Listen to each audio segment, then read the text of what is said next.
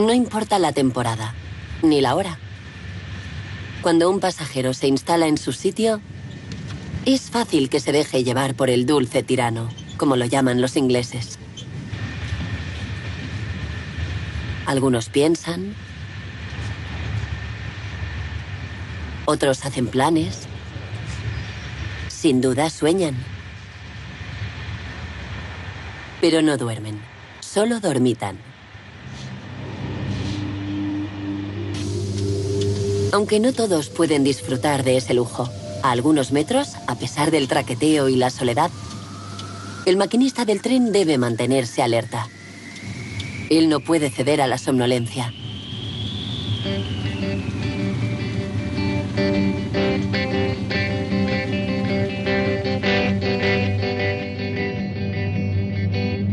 Más pronto o más tarde, todos nos encontramos ante responsabilidades. En un mundo que va cada vez más deprisa, la mínima distracción puede ser fatal.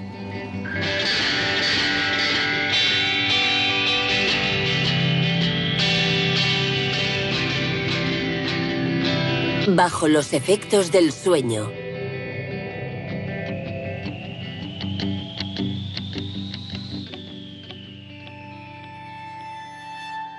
¿Qué es la somnolencia exactamente?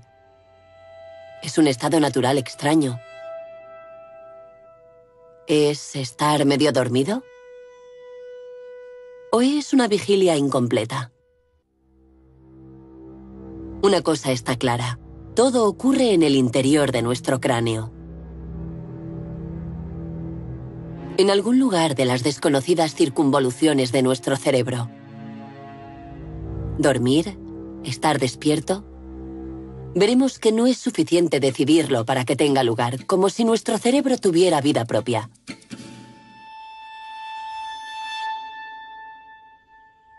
Un momento de ausencia. ¿Quién puede recordarlo?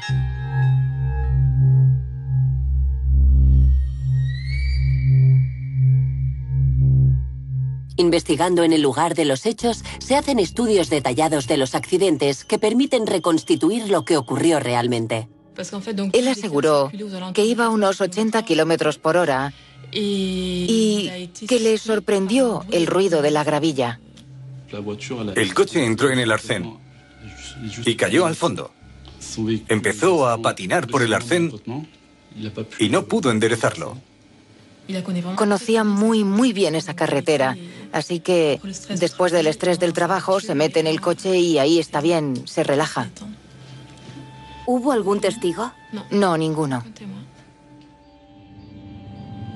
Una situación banal. Pero tras algo anodino se esconde un complejo fenómeno cuyos efectos pueden no estar relacionados con el aspecto cotidiano de la somnolencia. En Francia, es la primera causa de accidentes en la carretera, muy por delante del alcohol y la velocidad. Hoy sabemos que un accidente mortal de cada 3 en la carretera está relacionado con la somnolencia. Un mal que afecta también al mundo del trabajo, donde el mantenimiento de la vigilancia supone problemas.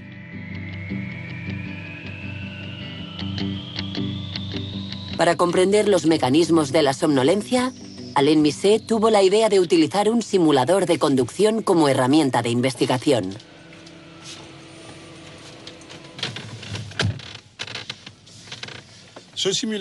Este simulador es una herramienta muy sofisticada que permite estudiar el comportamiento del hombre al volante. Hemos centrado nuestras imágenes en la carretera, en la circulación de una autopista, creando una gran monotonía, reduciendo el tráfico, haciendo que la conducción sea de noche, etc. Lo que nos interesaba en principio era comprender cómo se producía el paso de un estado de vigilancia normal al otro estado de sueño, es decir, hacia el adormecimiento.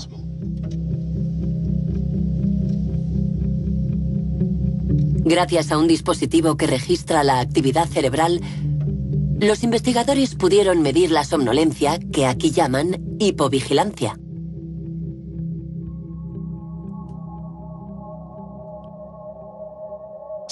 Esa hipovigilancia aparece en oleadas sucesivas, seguidas de una vigilia funcional, por así decirlo.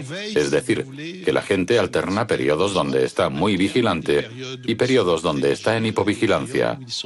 Esto es perfectamente visible en las grabaciones electrofisiológicas. Vemos aparecer de una manera repentina y durante periodos extremadamente cortos unas ondas concretas que se traducen en esa reducción del nivel de vigilancia. Las ondas describen la actividad eléctrica del cerebro. El ritmo varía sin cesar.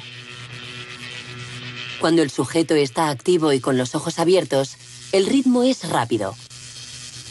Cuando cierra los ojos y se relaja, aparecen ondas más lentas. Unas ondas que caracterizan un cambio en la percepción de la realidad y las sensaciones. El sujeto, que es fácil de despertar, suele decir que no estaba durmiendo. Es muy difícil aceptar esa idea de que somos susceptibles de dormirnos al volante. Y mucha gente cree que hay signos precursores que les advierten, como el picor de ojos, los bostezos, el hecho de que de repente nos desviemos un poco en el carril. Pero a lo largo de los estudios que hemos llevado a cabo en este laboratorio, hemos visto que los incidentes aparecen aunque haya habido anteriormente, durante 5 o 10 minutos, signos evidentes de hipovigilancia a nivel de la actividad eléctrica cerebral.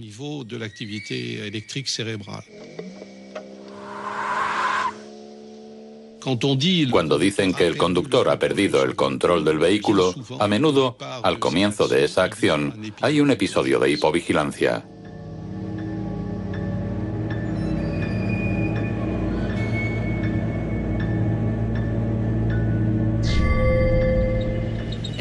Si noto cuándo está llegando la somnolencia, yo creo que a nivel visual sí. Siento fatiga visual, me duelen los ojos,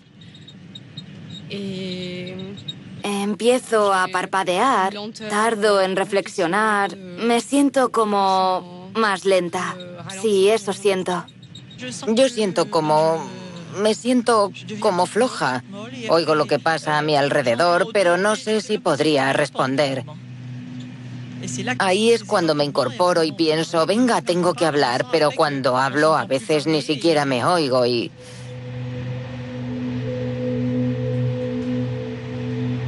¿Qué sabemos del comportamiento de un cerebro que se duerme? Durante mucho tiempo se pensaba que cuando nos dormíamos, nuestro cerebro también se dormía de una manera global. En los años 80, más o menos, empezamos a tener algunas pistas a nivel electrofísico que demostraban que no era así. Y en los años 90, las nuevas técnicas mostraron que el cerebro no se dormía en masa, por así decirlo. Sabemos algo más sobre el proceso de adormecimiento desde que unos investigadores empezaron a grabar lo que les ocurría a los pacientes hospitalizados. Michel Magnen está interesado en la manera en que el cerebro trata la información. Hay una estructura muy importante que es el tálamo. ¿Por qué es importante? Pues sencillamente porque toda la información que nos manda el mundo exterior tiene que pasar por el tálamo para llegar al córtex, donde esa información es descifrada. El tálamo se encuentra en el centro del cerebro. Es una estructura clave para mantener el sueño, la conciencia y la vigilancia. Cuando estamos despiertos, los órganos sensoriales envían información al tálamo que la descifra antes de enviarla al córtex para ser analizada. Pero cuando dormimos, el tálamo cesa su actividad mientras que en el córtex la actividad eléctrica continúa. Esos fragmentos de información hacen que sigamos despiertos de alguna manera. Y en ese juego de conexiones interrumpidas entre el tálamo y el córtex es donde se producen las alucinaciones, las pérdidas de conciencia. Cuando caemos en la somnolencia, siempre tenemos un cierto nivel de conciencia, pero ese nivel va modificándose y poco a poco atenuándose. Va desapareciendo conforme nos dirigimos a un sueño más estructurado y mucho más profundo.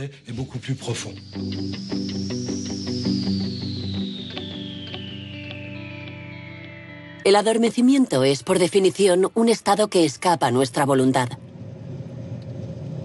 Para dormir, nos abandonamos progresivamente al sueño.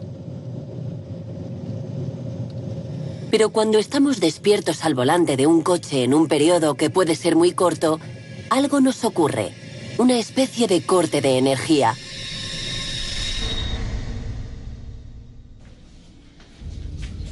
¿Cómo es posible que no podamos resistirnos al adormecimiento? En la Universidad de Lieja, el neurofisiólogo Pierre Maquet intenta comprender el funcionamiento del cerebro con las técnicas de la imagen cerebral. La alternancia regular de sueño y vigilia es la manera en la que trabaja su cerebro. Y no solo el suyo, también el de toda la especie humana y el de todas las especies animales conocidas hasta hoy. Hay que estudiar a la vez el sueño y la vigilia para comprender bien cómo el cerebro pasa del uno al otro y por qué necesita pasar del uno al otro.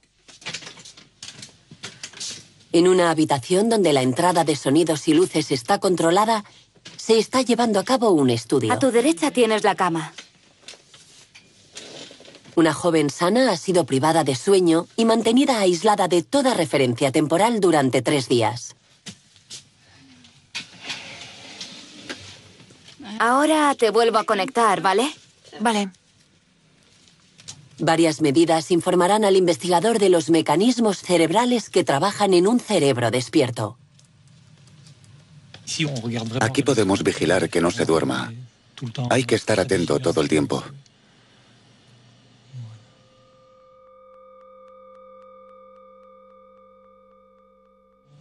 Pero al cabo de 52 horas de vigilia continua, empiezan a aparecer unos adormecimientos repentinos e incontrolables.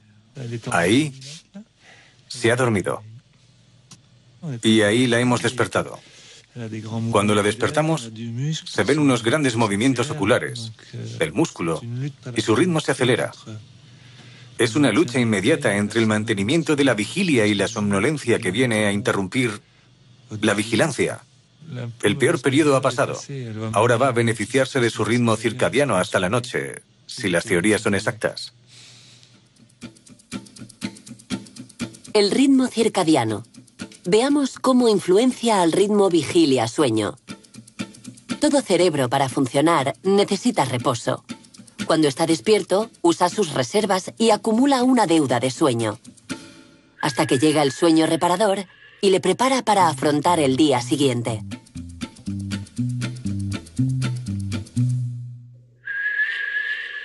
Lo que muchos desconocen es que, paralelamente a ese ritmo de actividad y de reposo, hay otro ritmo biológico que guía al cerebro sin que lo sepamos.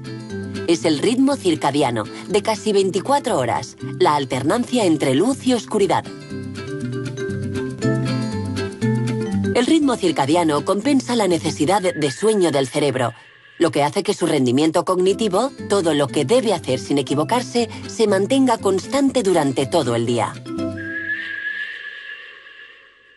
Si se priva al cerebro de reposo, su deuda de sueño aumentará mientras que el ritmo circadiano sigue su ciclo.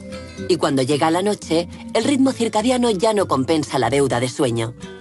Ahí es cuando ocurre la pérdida de conciencia repentina, la somnolencia.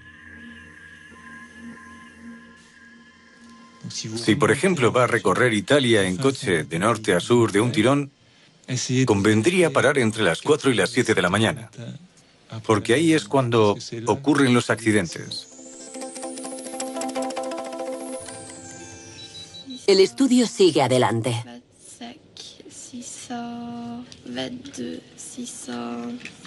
La conejillo de Indias debe contar hacia atrás.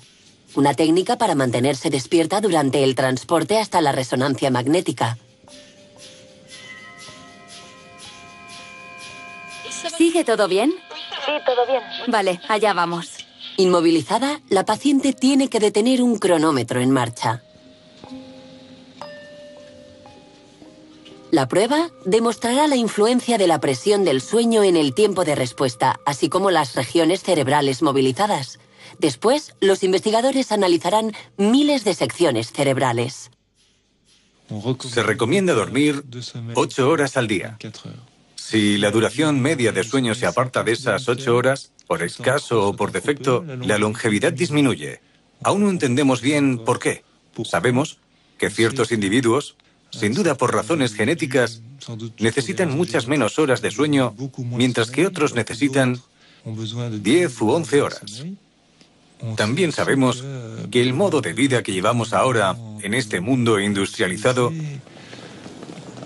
constriñe terriblemente la manera en que organizamos nuestras fases de sueño y vigilia, lo que podría tener efectos nocivos en nuestras capacidades cognitivas y en nuestra salud a largo plazo.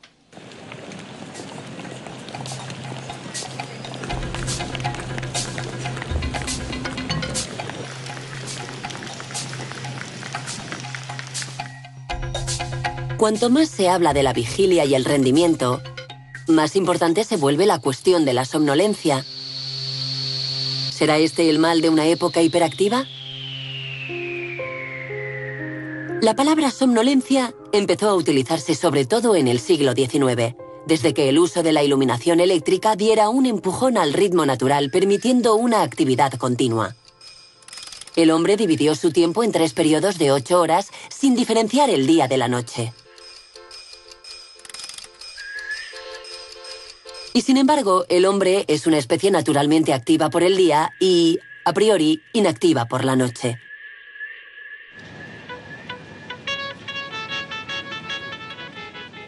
No hace mucho hemos sabido que la luz tiene un efecto sobre el cerebro humano a través de un sensor esencial. El ojo no solo sirve para ver, también está involucrado en la regulación de los ritmos biológicos, de la vigilia y el sueño, y la luz estimula directamente unas estructuras en el centro del cerebro. Claude Gronfier es investigador del Departamento de Cronobiología. Investiga la luz y su influencia para arreglar el reloj biológico de los que sufren desajustes horarios constantes.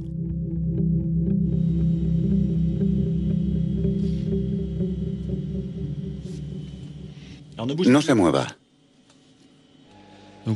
Lo que vemos aquí es la constricción de la pupila que está indicada por este pequeño círculo. Y esa medida nos informa de la calidad y la cantidad de luz que perciben las funciones no visuales del ojo.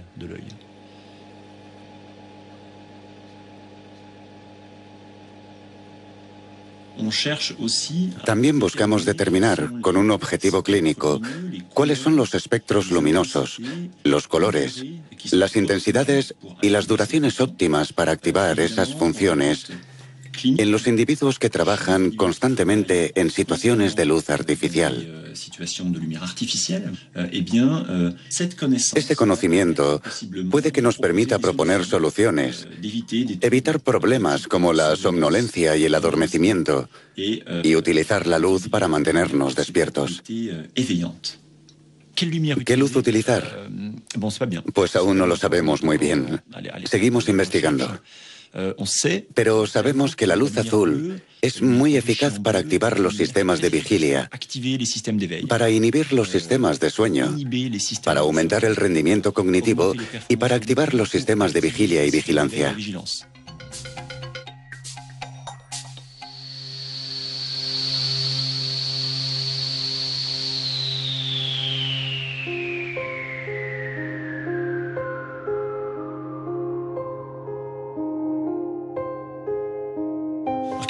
¿Qué pasa cuando estamos sentados al sol? Pues que se activan los mecanismos que están implicados en la vigilia, en el sueño, en el humor, en la vigilancia y en el rendimiento cognitivo.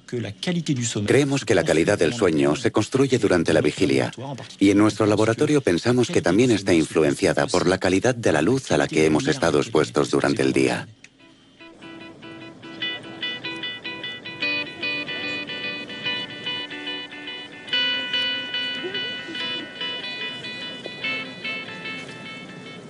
La somnolencia suele invadirme sobre todo cuando estoy sentado delante de una pantalla, por ejemplo. Y también en grandes reuniones, como por ejemplo en misa, cuando estoy sentado escuchando al cura. Eso también puede darme algo de sueño.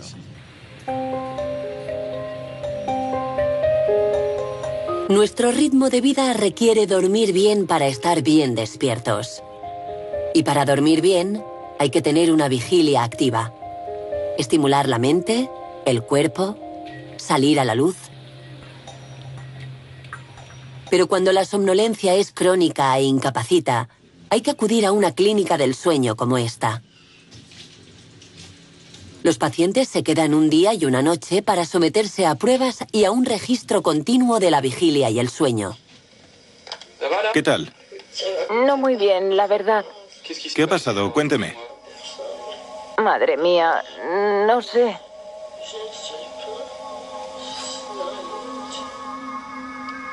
¿Está mejor? Hay muchas enfermedades relacionadas con la somnolencia, pero la más grave es la narcolepsia. Es una enfermedad rara, afecta a menos de una persona de cada 2000, así que es una enfermedad rara. Y afecta más a los jóvenes. En el 80% de los casos se desarrolla entre los 15 y los 18 años, y hay que vivir con ella toda la vida, porque por suerte no es una enfermedad mortal, pero es la más grave en su campo. Las personas tienen una somnolencia muy particular. Se duermen enseguida. Suele costarles mucho evitarlo. Y duermen unos 10, 15 o 20 minutos. Después se despiertan y recuerdan lo ocurrido como un sueño. ¿Quiere decir algo, señora Da Costa? ¿Se está despertando?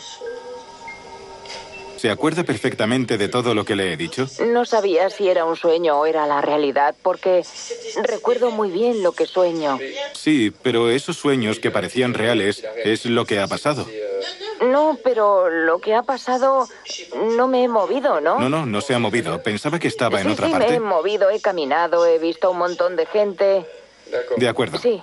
No tiene nada que ver con la somnolencia de una persona que padece apnea del sueño, por ejemplo, a la que le cuesta mucho despertarse por la mañana y cuando se echa una siesta dura 1 hora y se despierta muy cansada. Una persona con narcolepsia se duerme 3, 4, 5, 6 veces al día. Duerme 10 minutos y después está en plena forma. ¿Y cuánto tiempo se queda dormido? 1/4 de hora. Entre 10 minutos y 1/4 de hora. Es difícil dormirse 1/4 de hora en clase, ¿no? Normalmente al cabo de 1 o 2 minutos el compañero de al lado te da un codazo para... Estoy como medio dormido. Vale. No desconecto totalmente, pero... A la somnolencia puede acompañarle un relajamiento muscular incontrolable, provocado por una fuerte emoción como la risa, el placer y también el miedo o la sorpresa. En cuanto a las perspectivas, evidentemente depende del trabajo que quiera hacer. Como, por ejemplo, piloto de avión, que no creo que pudiera. Pero no pasa nada, tengo claro que hay cosas que no podré hacer. Vale, efectivamente hay trabajos como camionero, conductor de autobús, taxista, que no están aconsejados, eso está claro. No son trabajos que me atraigan. Vale. La narcolepsia es una enfermedad modelo para comprender mejor todos los sistemas de vigilia y sueño.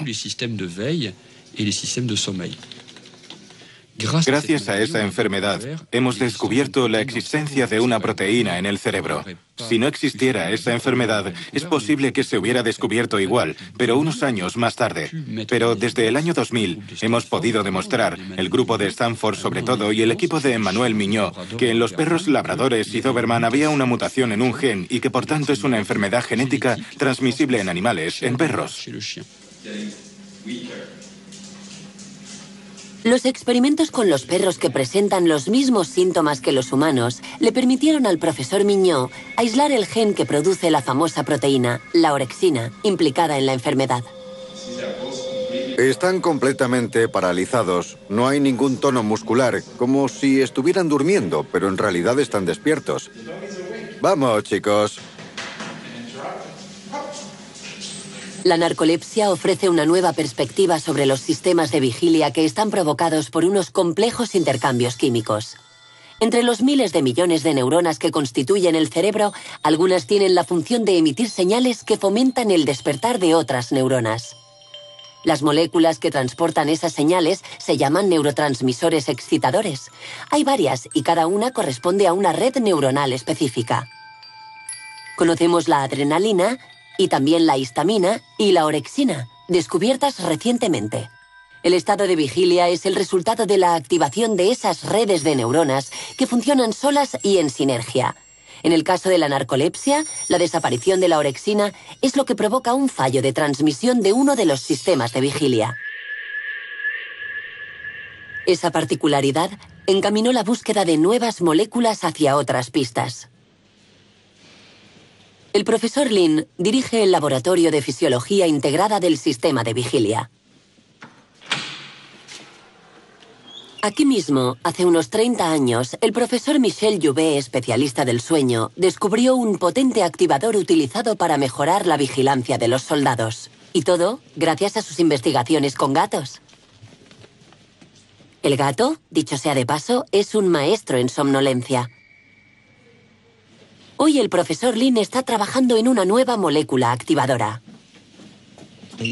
Aquí investigamos los mecanismos responsables de la vigilia y, sobre todo, nuestros estudios están centrados en dos sistemas principales de la vigilia, la histamina y la orexina. Nosotros fuimos quienes definimos el papel de la histamina en la vigilia. Ha sido una investigación que ha durado entre 20 y 25 años. Para el profesor Lin, la somnolencia es un déficit de la vigilia que permite mostrarnos los mecanismos centrales responsables del mantenimiento de esa vigilia. El gato fue el modelo en la investigación del sueño, pero la investigación de los sistemas de vigilia se centra en los ratones. Este es un ratón normal con un ciclo de vigilia y sueño también normal. Y como ven, está muy activo y es difícil de coger. Y este es un ratón genéticamente modificado. Como ven, presenta todas las características de la obesidad. Está enorme. En este caso, los sistemas de histamina y orexina se han abolido.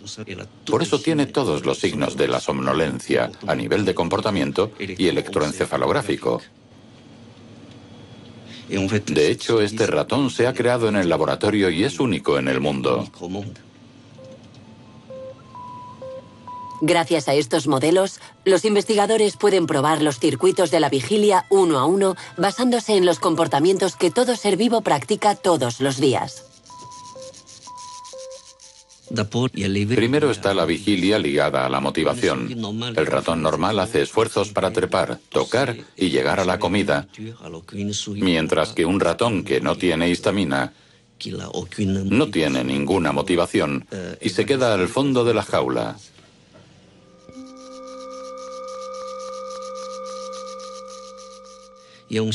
Después está la vigilia locomotora, de la que es responsable la orexina.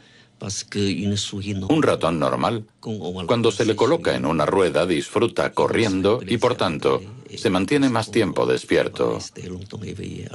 Mientras que un ratón que no tiene orexina, la rueda no le gusta y adopta una postura para dormir.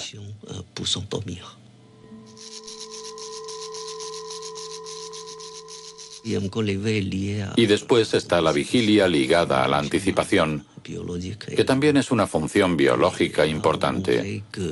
Aquí hemos demostrado, por tanto, que la histamina, como la orexina, juegan un papel importante. Están en sinergia y se complementan en el control de la vigilia. Este metódico trabajo ha permitido perfeccionar una nueva molécula activadora que actualmente está siendo probada en pacientes con narcolepsia. El profesor Lin no es el único en este ámbito. Hay numerosos laboratorios en el mundo que llevan mucho tiempo buscando la píldora de la vigilia, que permitiría que todo el mundo se superara.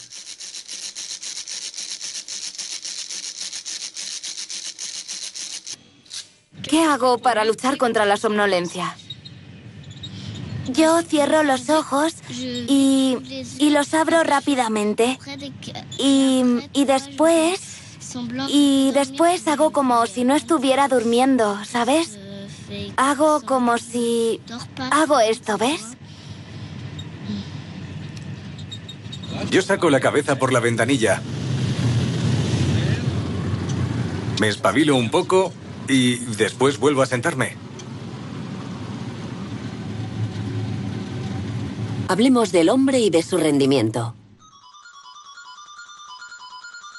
En un mundo de comunicaciones electrónicas instantáneas, un mundo que jamás duerme, el hombre representa una fuente de errores. Eso es lo que los ergónomos que estudian el entorno del trabajo han bautizado como el factor humano. La somnolencia y la pérdida de vigilancia están en el origen de varios de esos errores. Y si hay un ámbito particularmente expuesto es el del transporte aéreo, que por definición acorta el tiempo, se ríe de la luz natural y altera los ritmos biológicos. El investigador de ergonomía Philippe Cabon se interesa por el funcionamiento del transporte aéreo donde domina el trabajo continuo.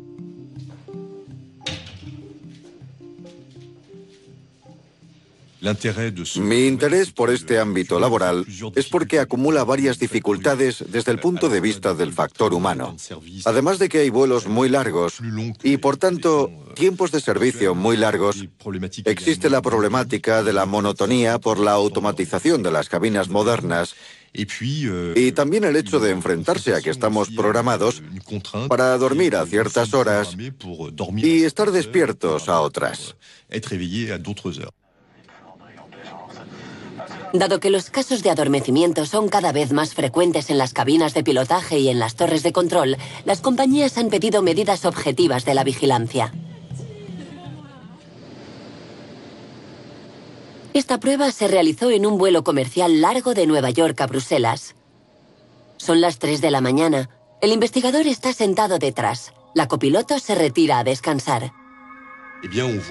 Enseguida vemos aparecer signos de somnolencia que se manifiestan por una actividad motriz que aumenta y también vemos aparecer unos movimientos oculares lentos y cierres prolongados de los ojos. Aunque él está obligado a estar despierto, su cerebro presenta unos adormecimientos de varios segundos.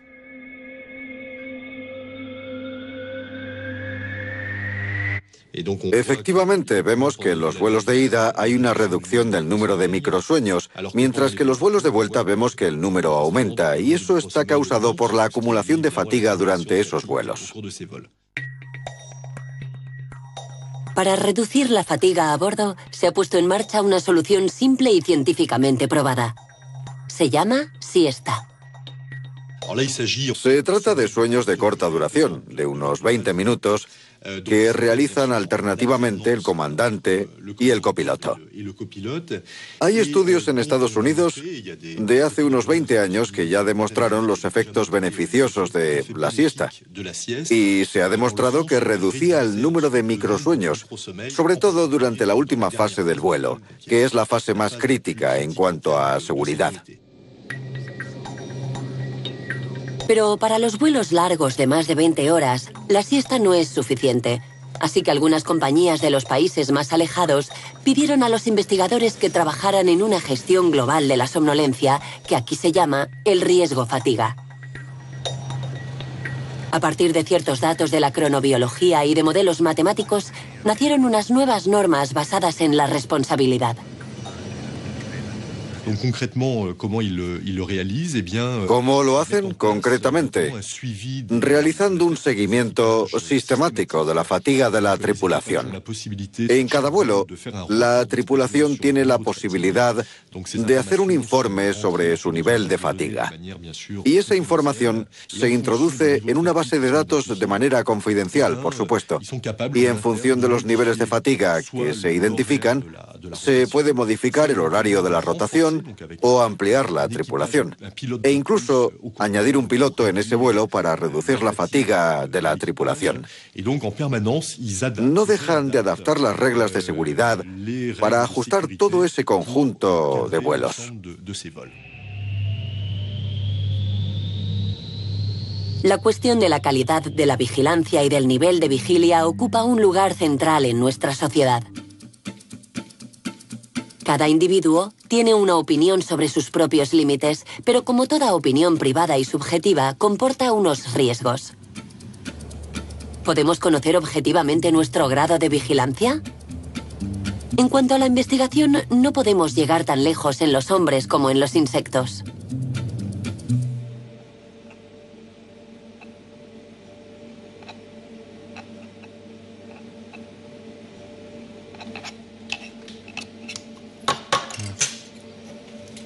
Estas son hembras.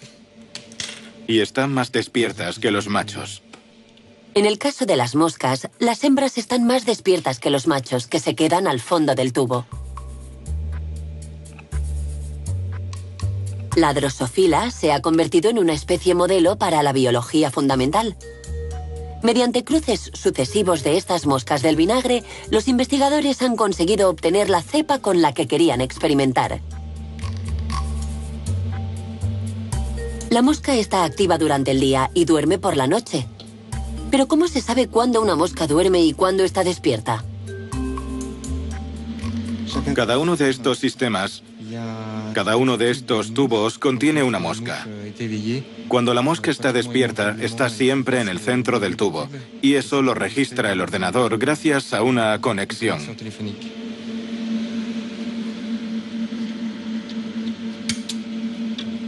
Laurent Seigné continúa aquí con una investigación que empezó en Estados Unidos.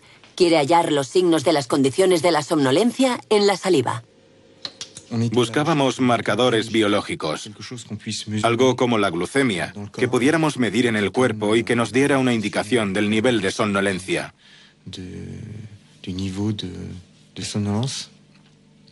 Para ello usamos cepas de moscas que son muy sensibles a la falta de sueño. Y privamos a esas moscas de sueño. Es una estimulación relativamente suave para las moscas, pero muy eficaz.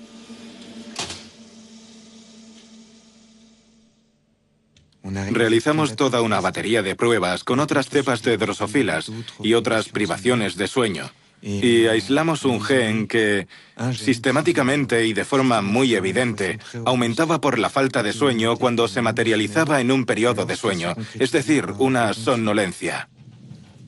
Y era la amilasa. Y como la amilasa es muy abundante en la saliva humana, hicimos un estudio muy simple con unos sujetos normales a quienes se les privó de sueño durante 24 horas. Y observamos que, en el caso del hombre, también había un aumento de la amilasa.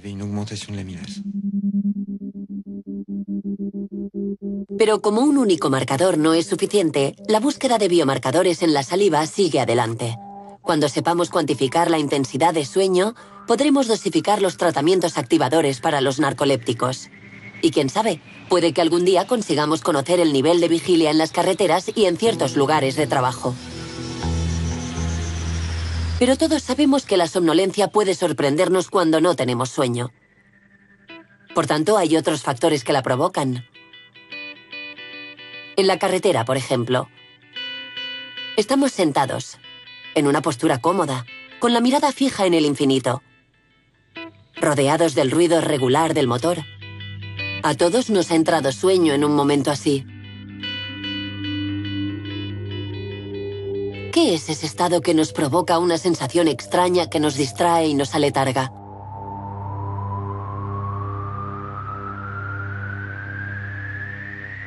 Es un estado corriente e inofensivo en el tren, donde algo nos pone a soñar y nos lleva poco a poco. En el mundo del trabajo y de los empleos expuestos a la pérdida de vigilancia por la monotonía, ese riesgo es conocido. Cuando estudiamos el estado de los conductores, pasamos tiempo observando todos esos parámetros. Y siempre encontramos factores inherentes a la pérdida de vigilancia.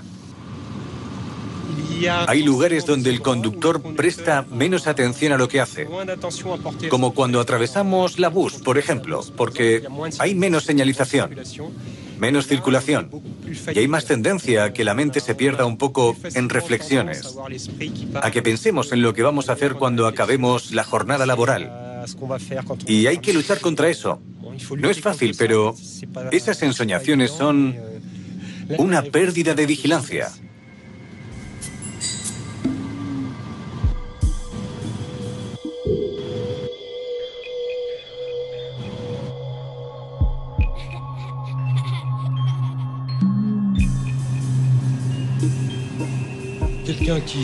Cuando te invade esa somnolencia, puedes no pensar que estás conduciendo.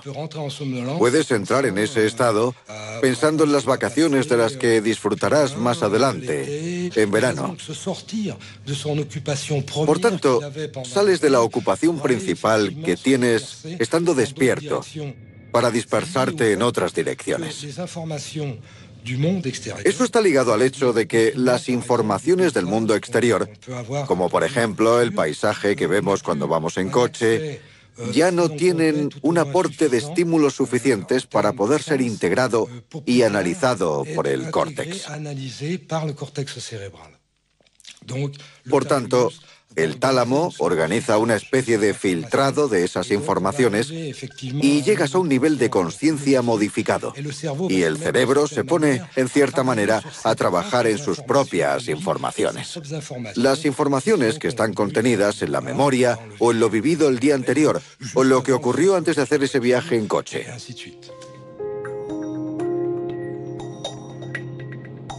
En ciertas circunstancias, habría que desconfiar del cerebro y de las imágenes que nos muestra. Porque pensar en otra cosa ya es señal de una disminución de la vigilia. Los investigadores lo llaman vagabundeo. Arnaud Darjambot es psicólogo y estudia ese extraño funcionamiento del pensamiento. El vagabundeo de la mente es la aparición espontánea de pensamientos que no tienen nada que ver con lo que estamos haciendo, ni con nuestro entorno inmediato. Un ejemplo que todos conocemos es cuando estamos conduciendo un coche y nos damos cuenta en un momento dado de que tenemos la mente en otra parte, que nos estamos acordando de lo que hemos hecho por la mañana o estamos planificando cosas que tenemos que hacer después.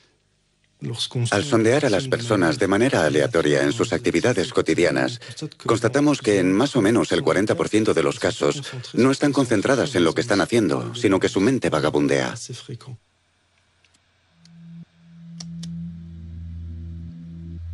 ¿Cómo descubrir un cerebro vagabundo? Poniéndole a hacer test de una monotonía infernal y registrando el tiempo de reacción y el número de errores. Los psicólogos llaman a este modo de pensamiento el modo por defecto. El cerebro vagabundea automáticamente.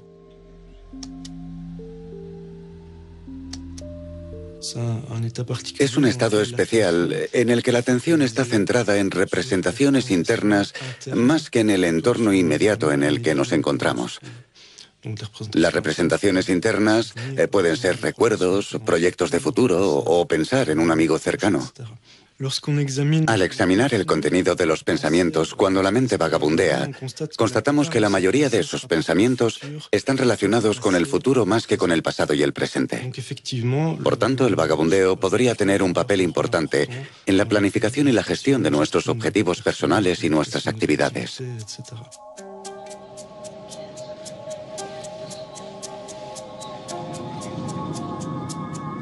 Aunque el vagabundeo es importante para la salud psíquica, también es peligroso. Uno entra en ese estado igual que cae en la somnolencia, de manera inconsciente. En unas condiciones de monotonía cada vez más extendidas y provisto de un cerebro que hace lo que le da la gana, el hombre es más que nunca un error en potencia. Para los maquinistas de tren, la cuestión de la vigilancia se planteó desde el inicio del ferrocarril y ha ido ajustándose conforme evolucionaba la tecnología. Cuando se encontró solo a bordo sin mecánico, se perfeccionó un sistema llamado el pedal de hombre muerto.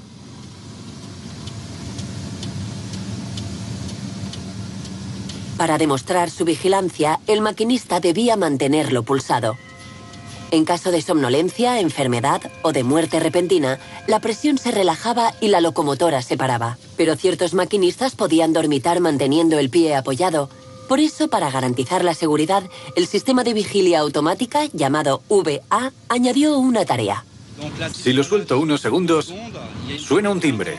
Y si no reacciono, el tren se para. Y si suelto la mano más de un minuto de la VA, suena otro timbre y el tren también se para automáticamente si no reacciono. Es cierto que entre colegas a menudo comentamos: he tenido un bajón. Es normal. A veces nos sobreviene la fatiga o la somnolencia, pero todo el mundo lo sabe.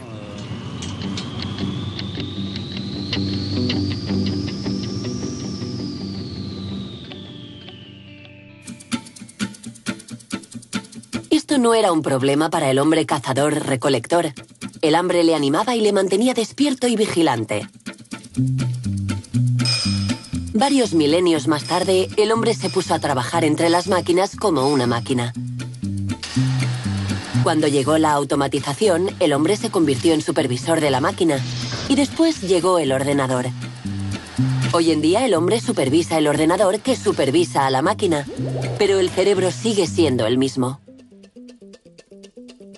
El operador humano se ha convertido en el que debe detectar el fallo o la anomalía que puede producirse.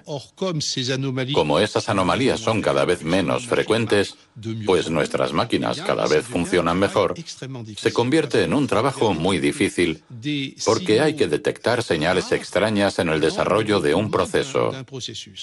De ahí la necesidad de estar muy atento. Pero cuando estamos hipovigilantes ya no estamos atentos, y ahí es cuando tiene lugar el accidente. En la conducción de un automóvil el efecto es inmediato, pero en un proceso industrial como en una central nuclear, por ejemplo, la respuesta puede ser tardía, puede tardar varias horas y hasta varios días, y también puede dar lugar a una catástrofe.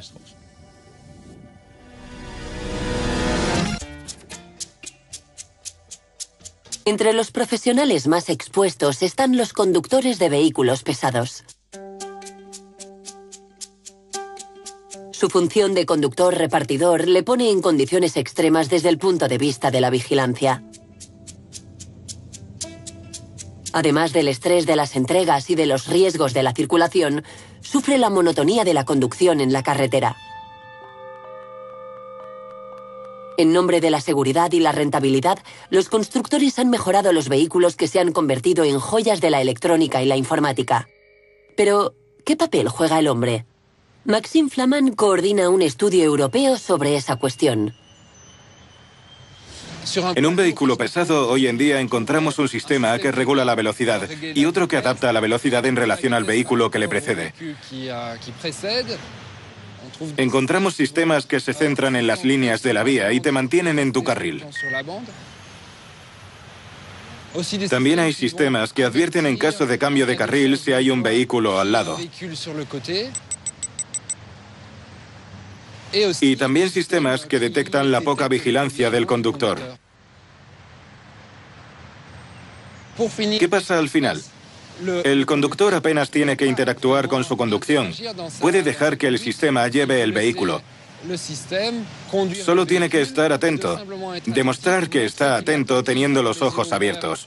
Porque por lo demás el vehículo se conduce solo. Pero ¿cuánto tiempo puede estar vigilante un hombre con los ojos abiertos solo mirando la carretera sin nada más que hacer? Enseguida lo sabremos.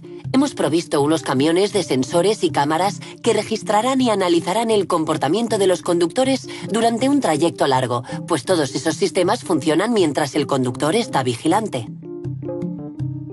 Gracias a la teledetección de la mirada, el ordenador de a bordo analiza la posición de los ojos y de la cara.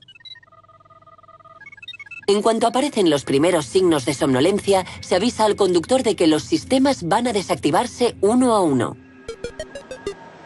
En el momento en que la lentitud invade su cerebro, deberá conducir de verdad. La máquina vigila al hombre y detecta sus defectos, pero el hombre tiene la última palabra. ¿Será capaz de reaccionar? El hombre lo ha probado casi todo para mantener artificialmente su vigilancia. Sustancias activadoras, chicles, dulces, luz artificial, perturbaciones sonoras, control de la temperatura, sistemas de alarma. Nada funciona. Sin embargo, existe un producto que impide siempre que el ser humano caiga en la somnolencia.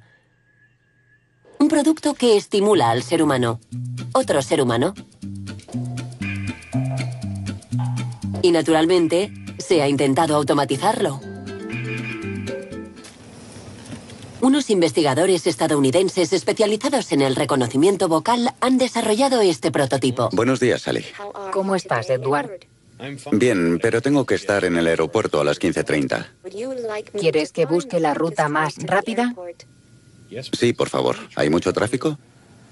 ¿Qué necesita un conductor estadounidense que va solo en su coche? Un compañero de ruta que no se duerma. Un pasajero artificial, en este caso una pasajera, capaz de controlar todo lo que pasa en el vehículo e incluso más. Se anticipa a la monotonía del trayecto y crea un diálogo. Sally, ¿cuánto falta para la siguiente curva? Unos 24 kilómetros. ¿Te gustaría jugar a algo para matar el tiempo? Estaría bien. ¿Y si jugamos a Adivina la canción? Ahí va la primera.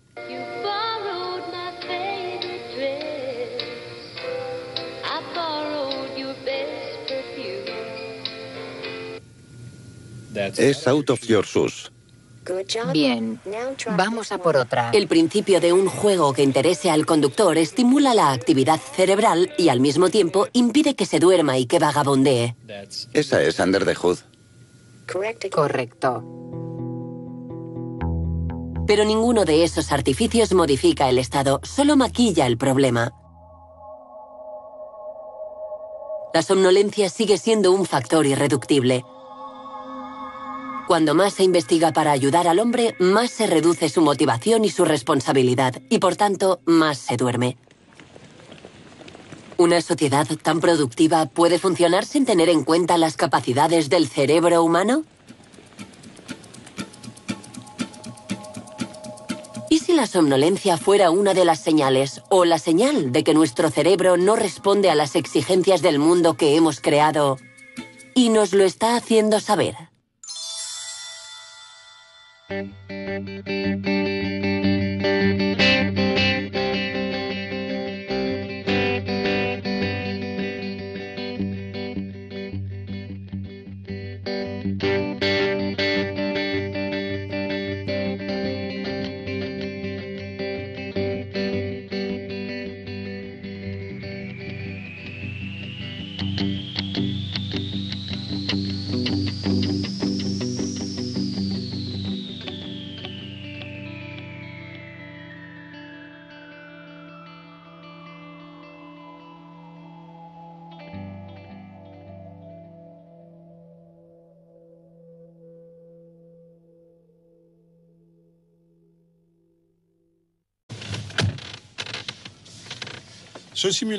Este simulador es una herramienta muy sofisticada que permite estudiar el comportamiento del hombre al volante.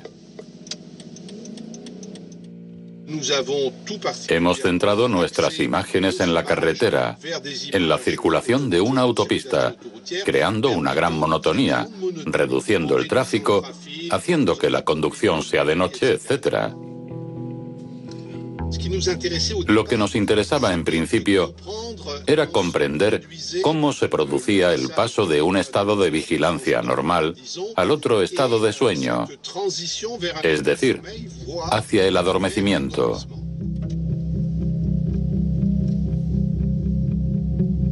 Gracias a un dispositivo que registra la actividad cerebral, los investigadores pudieron medir la somnolencia, que aquí llaman hipovigilancia.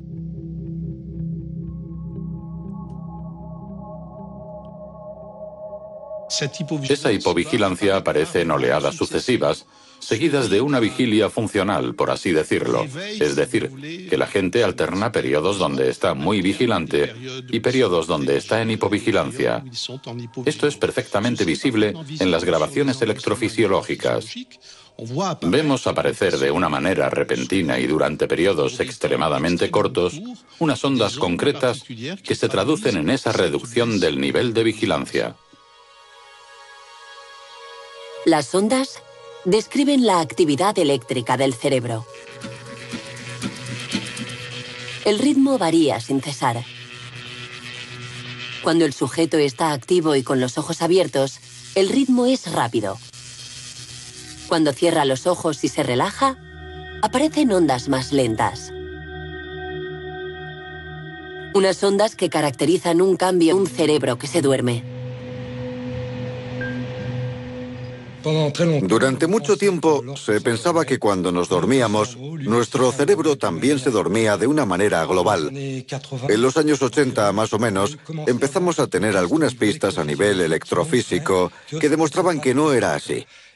Y en los años 90, las nuevas técnicas mostraron que el cerebro no se dormía en masa, por así decirlo. Sabemos algo más sobre el proceso de adormecimiento desde que unos investigadores empezaron a grabar lo que les ocurría a los pacientes hospitalizados. Michel Magnin está interesado en la manera en que el cerebro trata la información. Hay una estructura muy importante que es el tálamo. ¿Por qué es importante? Pues sencillamente porque toda la información que nos manda el mundo exterior tiene que pasar por el tálamo para llegar al córtex, donde esa información es descifrada. El tálamo se encuentra en el centro del cerebro.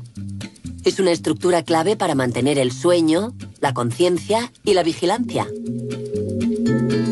Cuando estamos despiertos, los órganos sensoriales envían información al tálamo que la descifra antes de enviarla al córtex para ser analizada.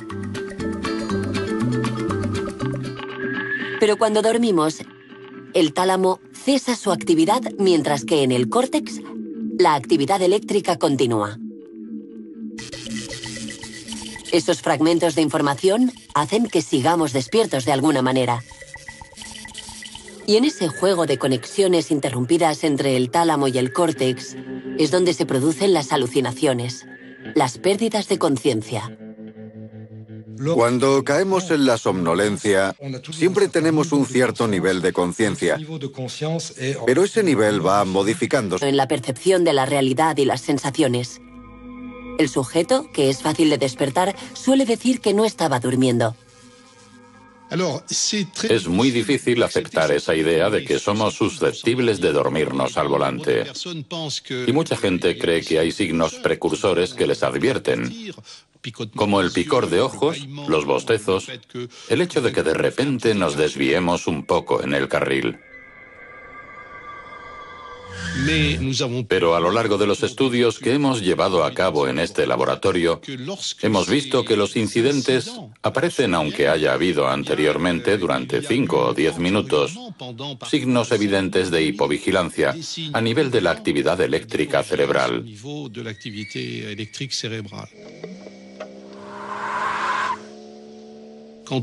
Cuando dicen que el conductor ha perdido el control del vehículo, a menudo, al comienzo de esa acción, hay un episodio de hipovigilancia.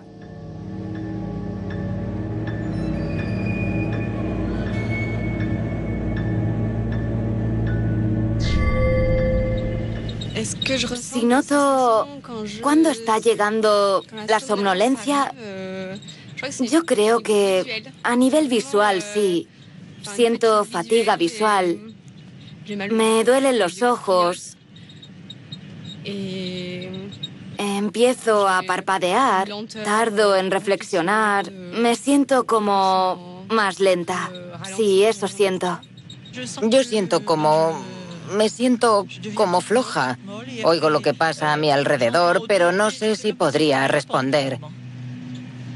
Ahí es cuando me incorporo y pienso, venga, tengo que hablar, pero cuando hablo a veces ni siquiera me oigo y...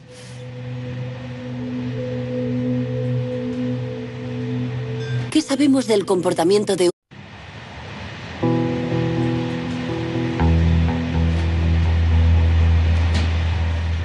No importa la temporada, ni la hora. Cuando un pasajero se instala en su sitio, es fácil que se deje llevar por el dulce tirano, como lo llaman los ingleses. Algunos piensan, otros hacen planes, sin duda sueñan. Pero no duermen, solo dormitan. Aunque no todos pueden disfrutar de ese lujo, a algunos metros, a pesar del traqueteo y la soledad, el maquinista del tren debe mantenerse alerta. Él no puede ceder a la somnolencia.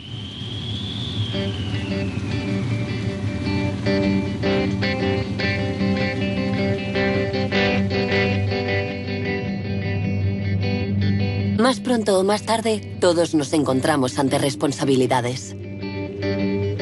En un mundo que va cada vez más deprisa, la mínima distracción puede ser fatal.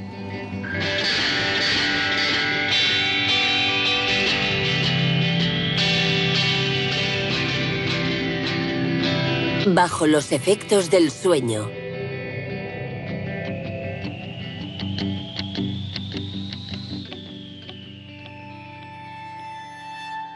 ¿Qué es la somnolencia exactamente?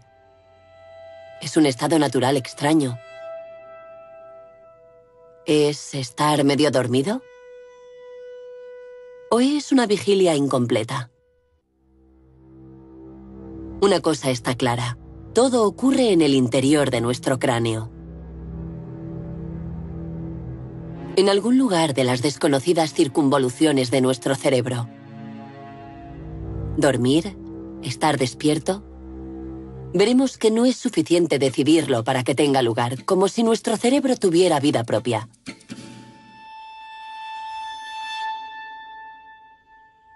Un momento de ausencia. ¿Quién puede recordarlo?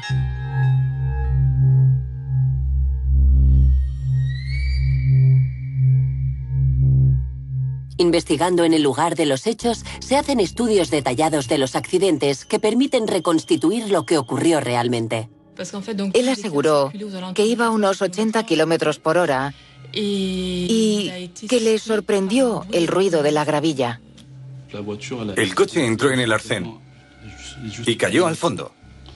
Empezó a patinar por el arcén y no pudo enderezarlo. Conocía muy bien esa carretera, así que después del estrés del trabajo se mete en el coche y ahí está bien, se relaja. ¿Hubo algún testigo? No, ninguno. Una situación banal. Pero tras algo anodino se esconde un complejo fenómeno cuyos efectos pueden no estar relacionados con el aspecto cotidiano de la somnolencia. En Francia, es la primera causa de accidentes en la carretera, muy por delante del alcohol y la velocidad. Hoy sabemos que un accidente mortal de cada 3 en la carretera está relacionado con la somnolencia. Un mal que afecta también al mundo del trabajo, donde el mantenimiento de la vigilancia supone problemas.